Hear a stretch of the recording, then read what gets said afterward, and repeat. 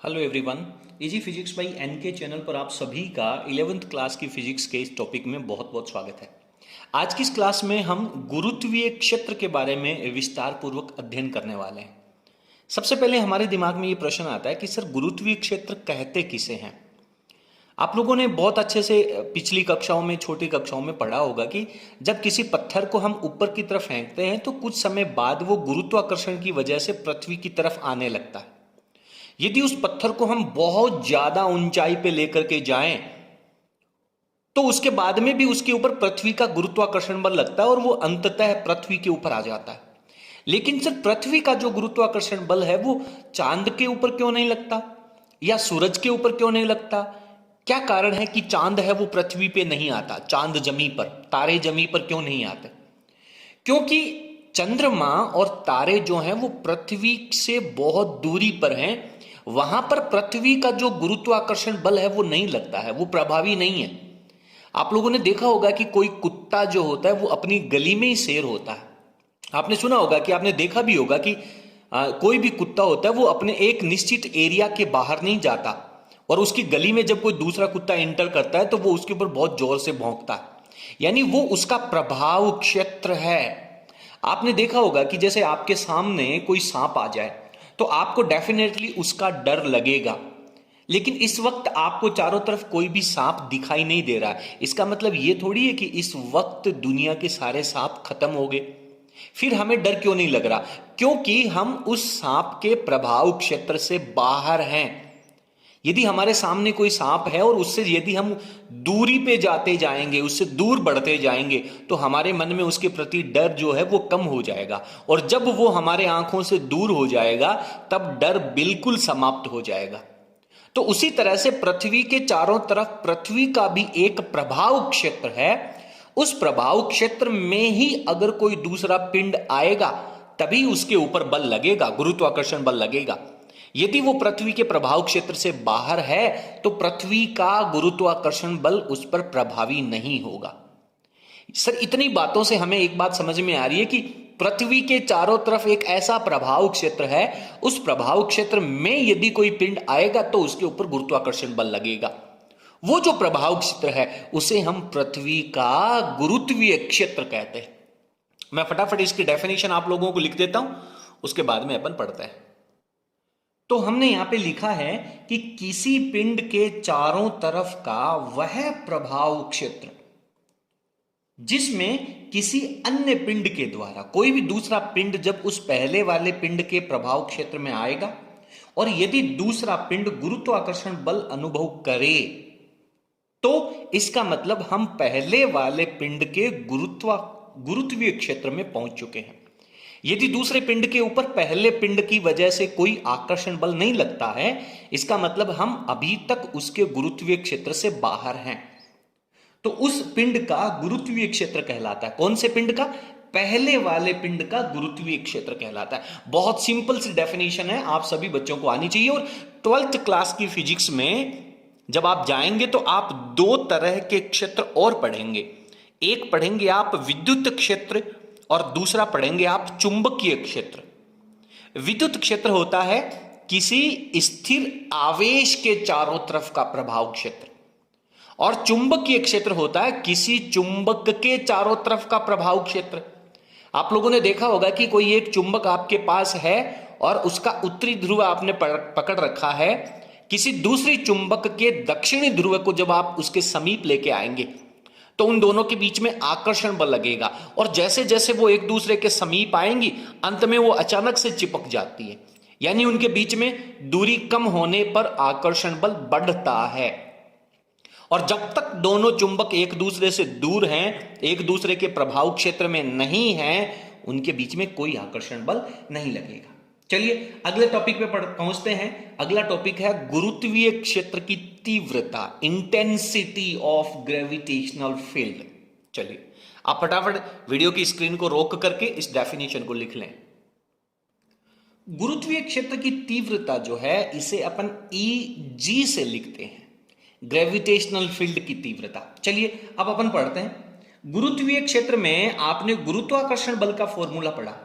आपने पढ़ा कि यहां पर सर हमारे पास कोई एक कैपिटल M द्रव्यमान का पिंड है और इसके केंद्र बिंदु से यहां पर स्मॉल r दूरी पर एक कोई दूसरा पिंड है जिसका द्रव्यमान स्मॉल m है और इन दोनों के बीच में आकर्षण बल लगता है।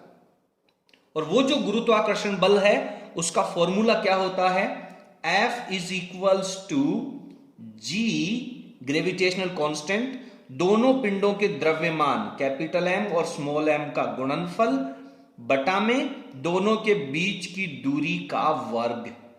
क्लियर है। अब यदि यहां पर हम स्मॉल m की जगह कोई ज्यादा द्रव्यमान रखेंगे तो डेफिनेटली इस बल का मान बढ़ेगा। आप दुकान में जाते हैं और दुकान में जाकर के आप 5 कॉपी खरीदते हैं तो आपको कुछ पैसे चुकाने पड़ेंगे। यदि आप 5 कॉपी की जगह 7 कॉपी खरीदते हैं तो ज्यादा पैसे चुकाने पड़ेंगे। 2 कॉपी खरीदते हैं तो कुछ कम पैसे चुकाने पड़ेंगे।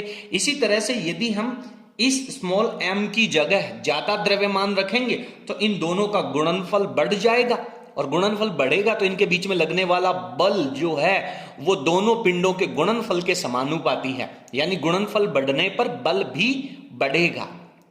यानी सर इस पहले पिंड का जो गुरुत्वीय क्षेत्र है उस गुरुत्वीय क्षेत्र में यदि हम कोई m द्रव्यमान का पिंड रखेंगे तो उस पर कोई आकर्षण बल लगेगा।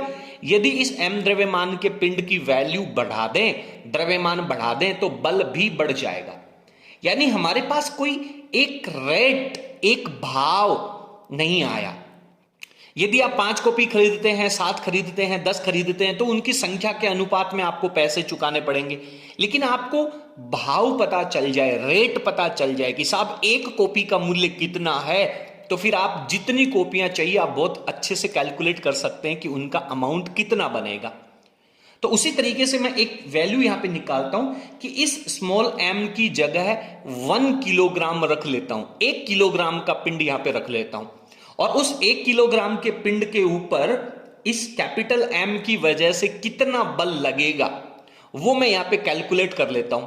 उसके बाद में अगर हम यहां पे 5 किलोग्राम रखेंगे तो 5 से गुणा कर देंगे, 20 किलोग्राम रखेंगे तो 20 से गुणा कर देंगे। क्लियर है, समझ में आ रही मेरी बात। यानी इस गुरुत्वीय क्षेत्र में इस पॉइंट के ऊपर भाव कितना है, रेट कितना है, 1 किलोग्राम द्रव्यमान पर बल कितना लगेगा। गुरुत्वीय क्षेत्र में एकांक द्रव्यमान पर लगने वाला बल उस बिंदु पर गुरुत्वीय क्षेत्र की तीव्रता कहलाता है। अब यहां पे तीव्रता कुछ अलग होगी और अगर हम दूरी बढ़ा देंगे, ये कोई दूसरा पॉइंट ले लेंगे, इस पॉइंट के ऊपर तीव्रता बदल जाएगी। क्यों बदल जाएगी? क्योंकि सर इनके बीच की दूरी बदल गई तो गुरुत्वाकर्षण बल का मान दूरी के वर्ग के व्युत्क्रमानुपाती होता है। दूरी बढ़ेगी तो बल घट जाएगा, कम हो जाएगा। इसलिए हर बिंदु पर तीव्रता अलग अलग होती है और तीव्रता का मान दूरी पे डिपेंड करता है। आगे चल करके हम इस टॉपिक को विस्तार पूर्वक पढ़ेंगे। पहले मैं गुरुत्वीय क्षेत्र की तीव्रता की डेफिनेशन आप लोगों को लिख देता हूं। तो यहां पर हमने परिभाषा में लिखा है कि गुरुत्वीय क्षेत्र में, देखिए आकर्षण बल केवल गुरुत्वीय क्षेत्र में ही लगेगा। अगर गुरुत्वीय क्षेत्र से बाहर पिंड रखा है तो उस पर आकर्षण बल नहीं लगेगा। तो यह बात लिखनी बहुत जरूरी है। गुरुत्वीय क्षेत्र में किसी बिंदु पर, हर बिंदु के ऊपर बल का मान अलग अलग होगा। तो सबसे पहले हमें यह पता करना जरूरी है कि हम किस बिंदु पर गुरुत्वीय क्षेत्र निकाल रहे हैं।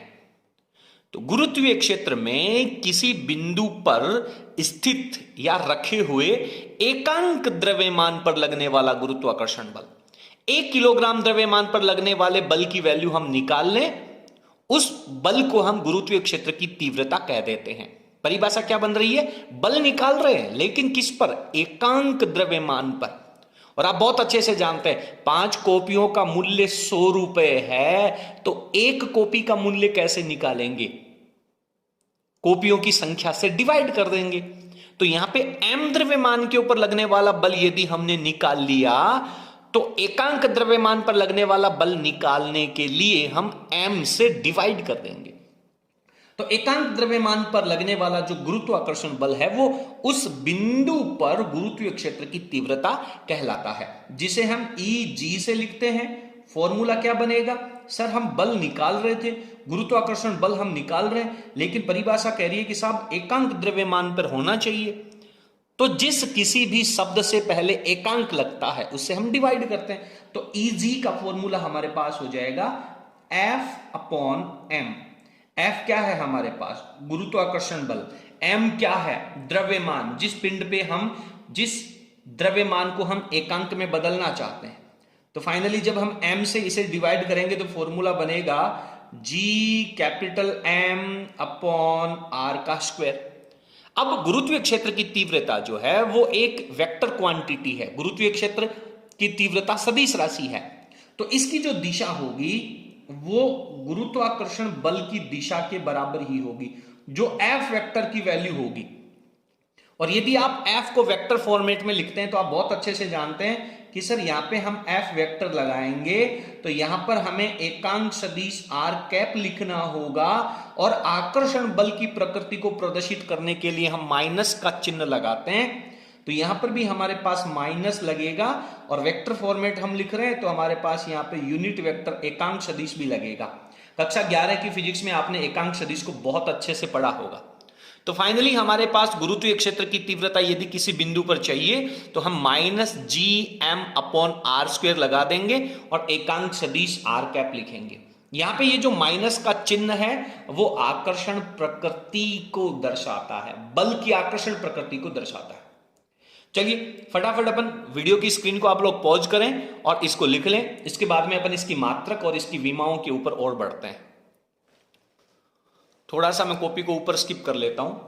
गुरुत्वीय क्षेत्र की तीव्रता है, इसका मात्रक क्या हो जाएगा? सर मात्रक जो है वो हमारे पास बल अपॉन द्रव्यमान है, तो न्यूटन अपॉन किलोग्राम हो जाएगा।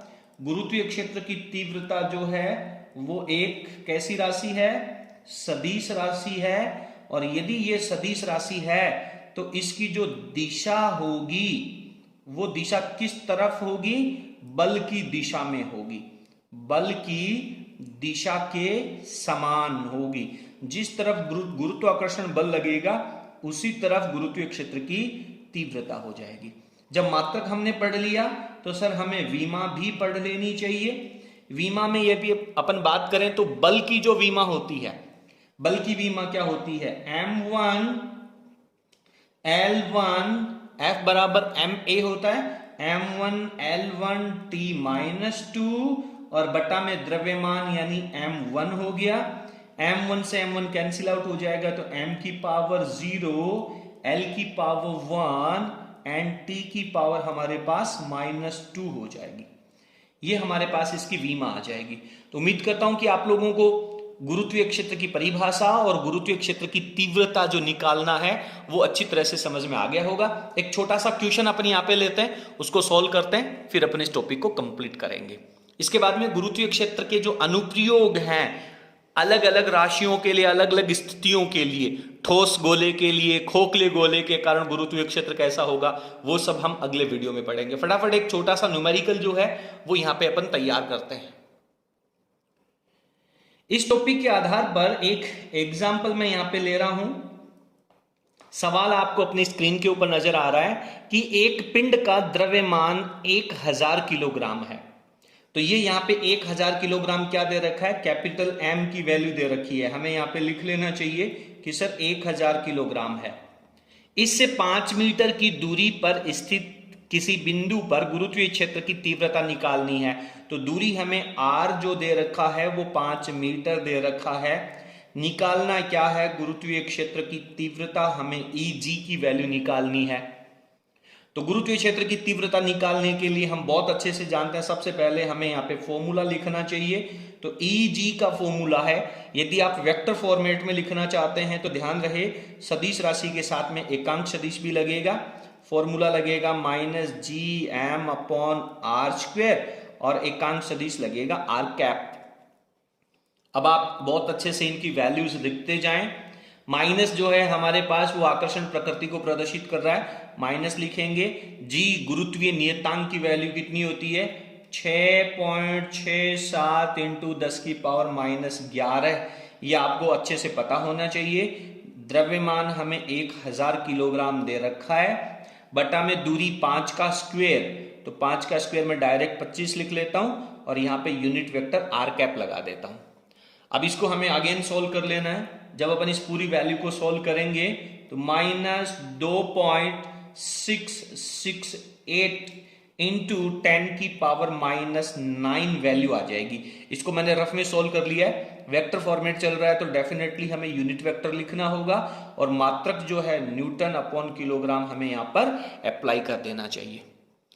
चलिए, तो गुरुत्वीय क्षेत्र किसे कहते हैं, गुरुत्वीय क्षेत्र की तीव्रता किसे कहते हैं, उसकी परिभाषा है, उसका मात्रक है, विमा है, सूत्र है और इसके ऊपर आधारित ये सवाल है। आपको कैसा लगा आप प्लीज हमें कमेंट सेक्शन में जरूर लिखिएगा और यदि आपको टीचिंग मेथड है, सवाल समझ में आया तो प्लीज आप लोग इस वीडियो का लिंक अपने फ्रेंड्स के साथ शेयर कर हमें सपोर्ट करें ताकि हम मोटिवेट होकर के आगे के टॉपिक जो है वो आप लोगों को उपलब्ध करवा सके। आज के सेशन में इतना ही, बहुत बहुत धन्यवाद। Thank you.